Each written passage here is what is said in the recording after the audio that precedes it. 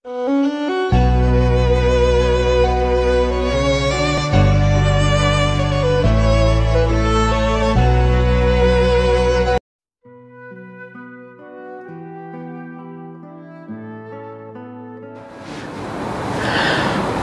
sahabat yang terkasih, salam berkah di hari Rabu ini, khususnya pada pesta Santo Padre Pio.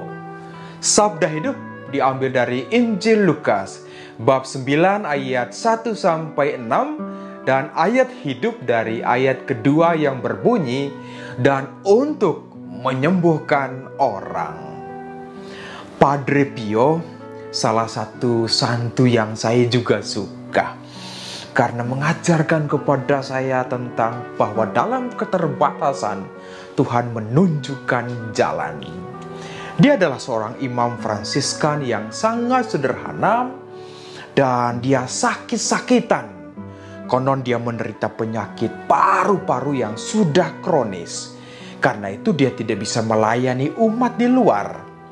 Dan dalam doa-doanya, khususnya dalam pelayanan sakramen tobat, orang itu berbondong-bondong dari pagi bahkan sampai malam hari, merasakan pengampunan Tuhan dalam sakramen tobat.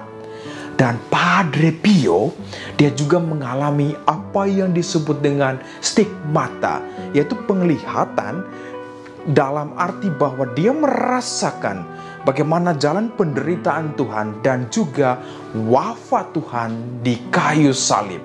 Karena itu bagian tangannya itu ada luka, itu seperti luka, itu paku masuk tangan Tuhan Yesus di atas salib.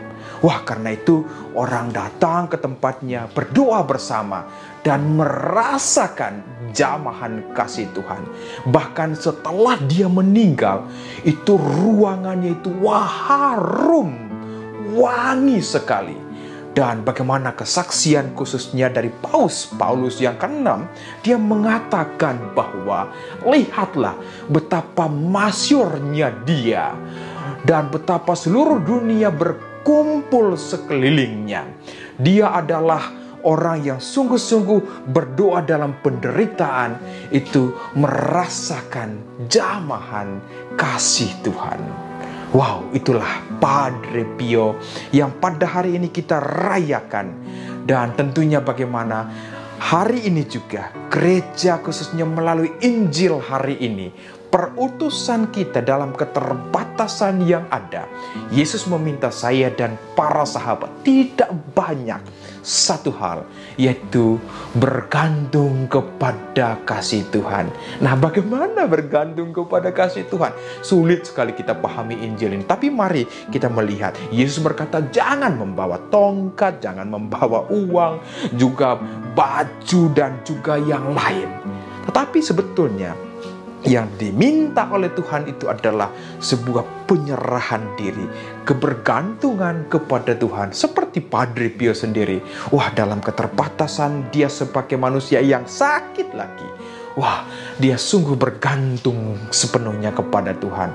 Tetapi kita lihat bagaimana jalan Tuhan itu sungguh-sungguh ditunjukkan kepada dia.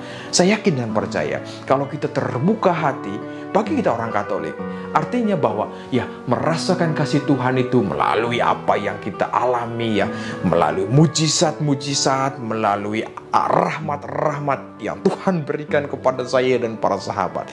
Tetapi kita tidak hanya berhenti di situ saja, karena sebetulnya awalnya kita ini adalah bayi-bayi rohani, seperti tertulis dalam surat pertama Rasul Petrus bab 2 ayat 2, yang selalu ingin akan air susu yang murni dan yang rohani, supaya olehnya kamu bertumbuh dan beroleh keselamatan. Kita tidak hanya berhenti di situ, tetapi kita diminta untuk menjadi orang dewasa. Karena itu dalam surat Ibrani bab 5 ayat 14, jelas sekali tertulis di situ, makanan keras adalah untuk orang-orang dewasa yang karena mempunyai panca indera yang terlatih untuk membedakan yang baik daripada yang jahat.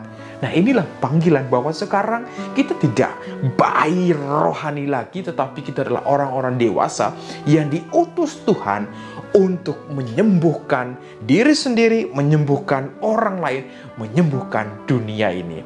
Karena itu para sahabatku yang terkasih, itu ibarat dokter. Dokter untuk belajar banyak. Dan kalau dia tidak praktekkan menyembuhkan orang-orang sakit, itu berarti bahwa dia bukan dokter. Sama dengan saya dan para sahabat. Kita sudah dengar firman Tuhan dan merasakan jamahan kasih Tuhan. Dan sekarang kita diutus untuk pergi keluar. Karena itu benar kata ya Rasul Paulus, celakalah aku kalau aku tidak memberitakan Injil. Seperti Padre Pio, mari kita memberitakan Injil dengan cara kita masing-masing. Tuhan sudah percayakan kepada kita dan kita diutus untuk menyembuhkan dunia ini. Karena itu para sahabatku yang terkasih, dalam misa, akhir misa kita selalu dengar, marilah pergi, kita diutus untuk menjadi penyembuh-penyembuh, baik untuk diri sendiri, untuk orang lain, bahkan untuk dunia ini. Teruslah melangkah, sabda Tuhan, sabda hidup. Tuhan Yesus memberkati, Bunda Maria merestui. Amin.